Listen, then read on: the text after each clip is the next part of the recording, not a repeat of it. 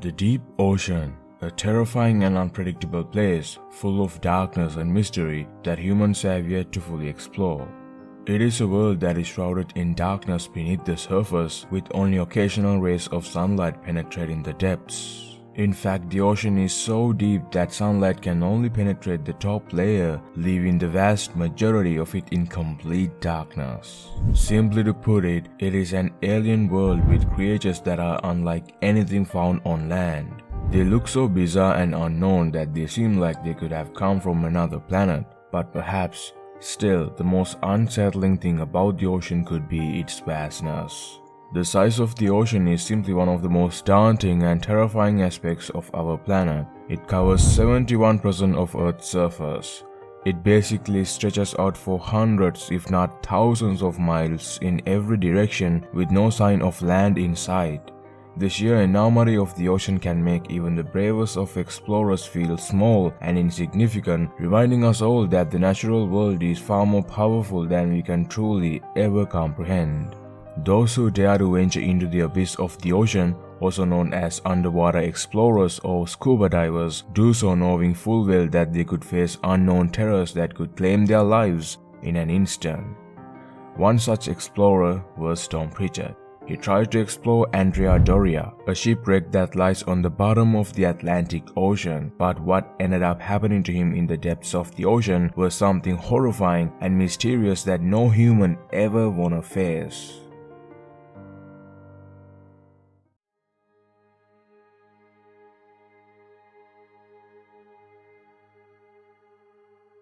It was July 17, 1956. Andrea Doria set sail leaving Genoa, Italy on a 9-day trip to New York.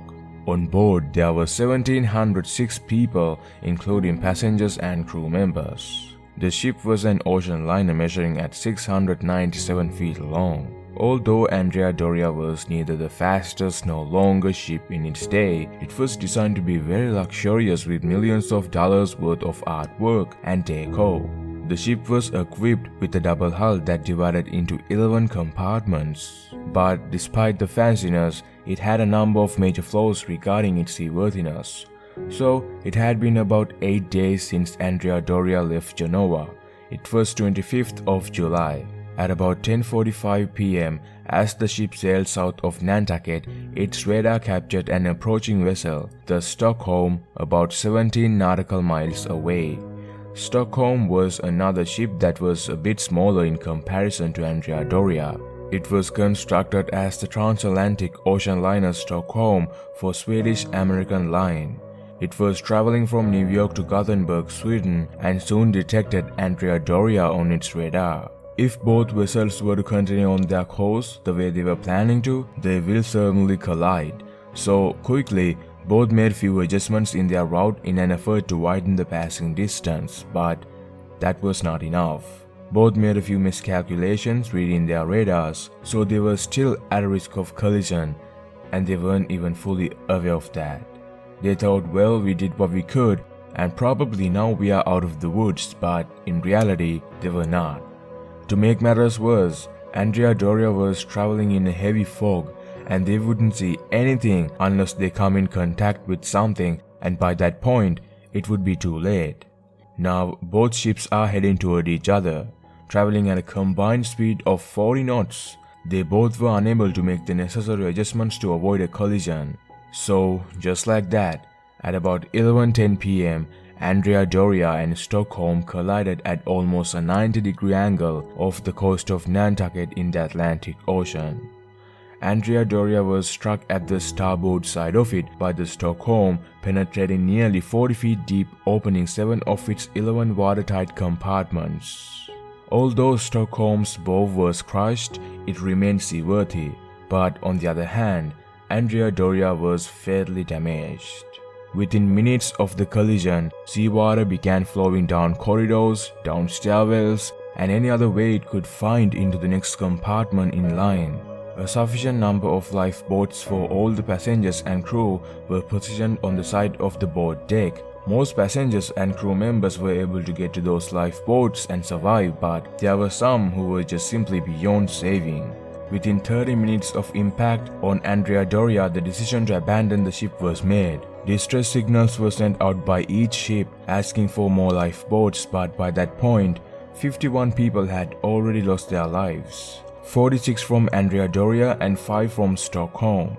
Stockholm was actually fine. It was saved, but Andrea Doria, well, it was simply doomed as it finally sank bow first 10 hours after the collision at 10:09 am on July 26th of 1956. After Andrea Doria sank, it came to rest 250 feet underwater, which brings us to the story of Tom Pritchard. Andrea Doria remained on the bottom of the ocean in good condition for years. Due to that reason, this wreck became a frequent target of treasure divers like Tom in this case. However, after a few decades, the wreck didn't age well. It deteriorated massively, with the hull now fractured and collapsed. The upper decks have slowly slid off the wreck to the seabed below. Not only that, there's a large debris field that flows out from the hull of the liner. The access points into the wreck once used by divers for years, such as the one known as Gimbal's Hole, no longer exist. The wreck constantly changes. If you explore it today by using a certain access point, in a month or so, you wouldn't be able to find the same one as it would most likely not exist. Also, the wreck itself wouldn't look the same. Divers refer to the wreck as a noisy wreck as it emits random noises due to continual deterioration and the currents moving broken metal around inside the hull. So due to this decay, new access areas get opened up for future divers all the time on the ever-changing wreck, which is exactly what I meant earlier. Don't plan ahead because the wreck changes and you will not find the same access points, which means you have to improvise and plan on the spot when you are on the Andrea Doria dive. That can explain how at least 22 divers lost their lives trying to explore this wreck since the collision in 1956. It was 2015 when Tom went exploring Andrea Doria. At the time, he was a 64-year-old retired Penn State professor. Later in life, he found scuba diving. He loved it and made it his hobby. He first dove in 2001 in Australia, which is when he caught the diving bug. He went from enjoying a few recreational dives into voyaging on the most advanced technical dives, traveling the eastern seaboard. The more time he spent diving, the more experience he acquired. Eventually, he became so accustomed to diving even in the most dangerous diving sites. It was all due to his experience. However, in his journey, his final destination was Andrea Doria, although in his mind, it was just going to be just another one of his more challenging adventures in the deep sea and certainly not his last one. At least that's what he thought.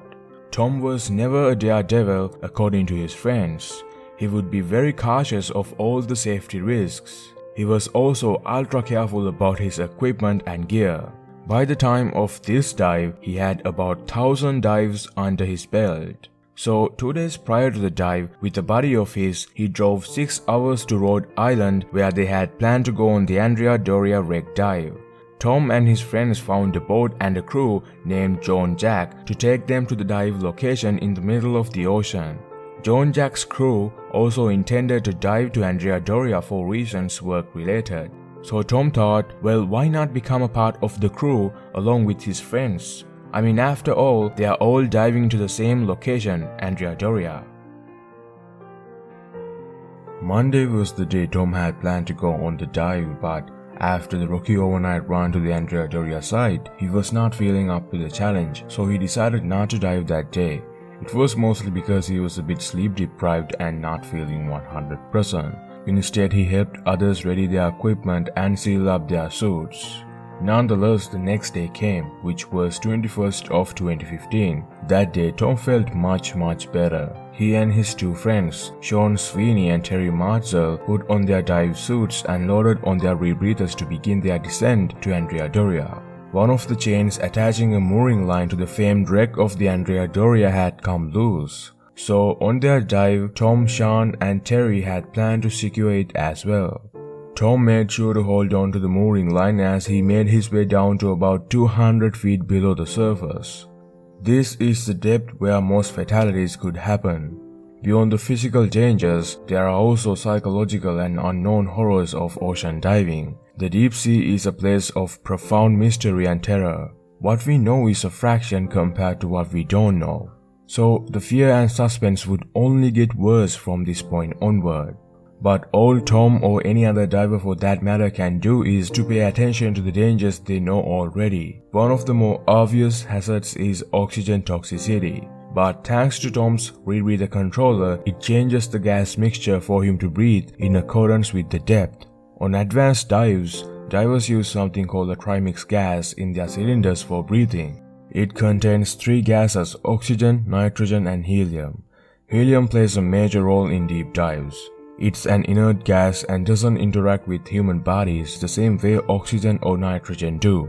So depending on the dive and its depth, these three gas ratio get tweaked and divers can safely spend time underwater.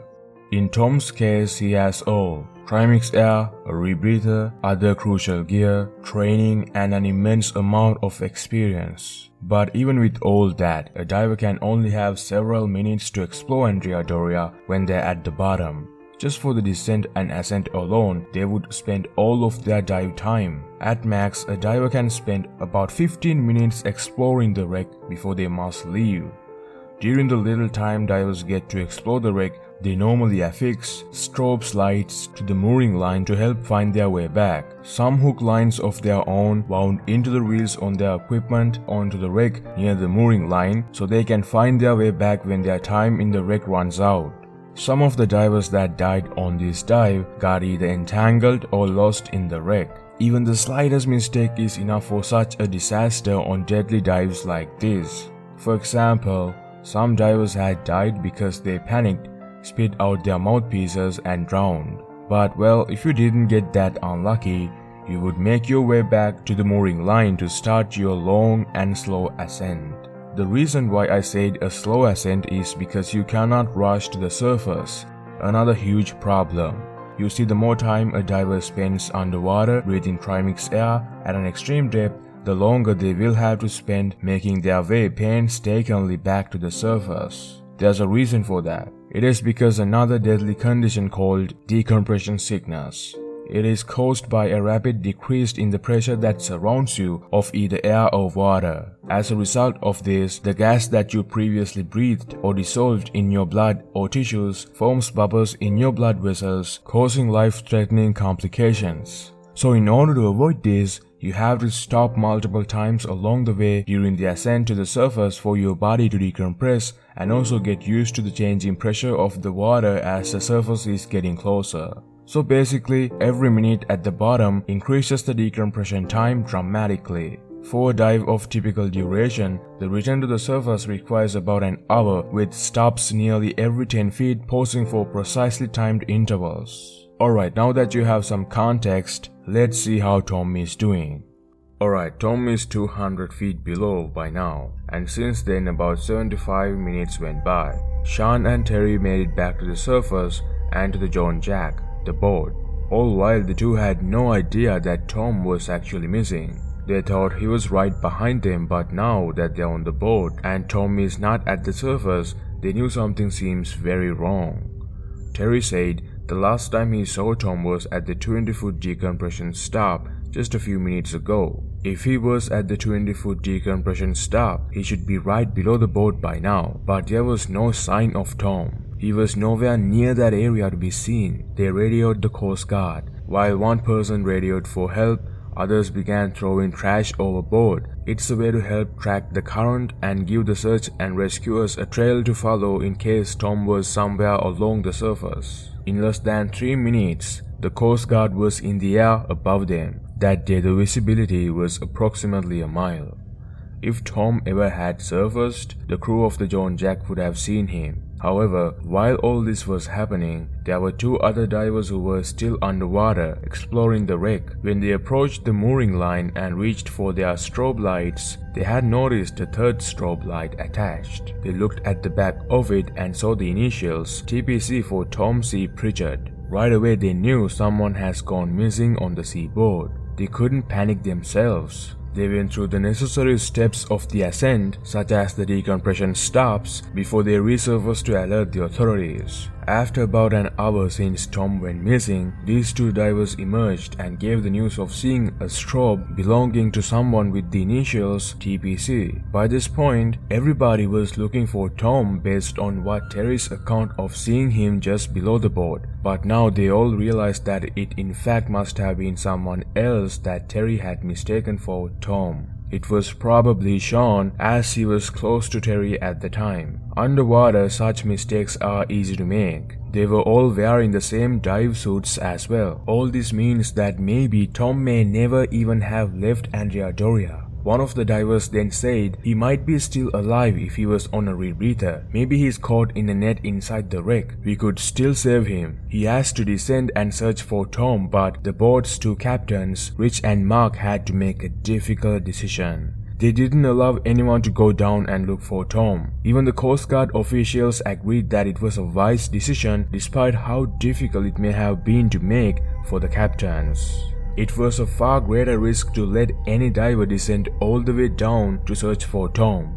Just exploring the wreck alone is a tremendous challenge even for highly experienced divers, so the captains didn't take that chance. By this point, the weather conditions were also getting pretty rough. Even the ladder of the John Jack boat got broken off while the boat was tooling around the dive site. At the time, even the rescue divers going to search for Tom was a risk. After some time, they did try to search for Tom, but he was nowhere to be seen or found. It was almost like he just completely disappeared without a trace, well, except for the strobe light.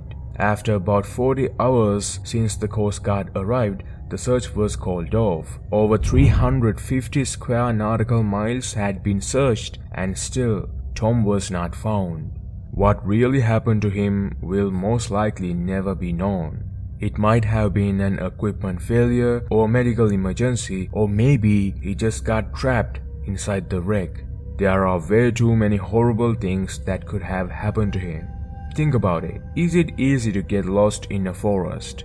When you think about it, it is, right? It is pretty easy to get lost in a forest, especially if it is dark. Now think about the vastness and the darkness of the ocean. It's thousands of times worse compared to a forest. Like I said in the beginning of the video, in a human's point of view, the ocean is way too big for us to comprehend.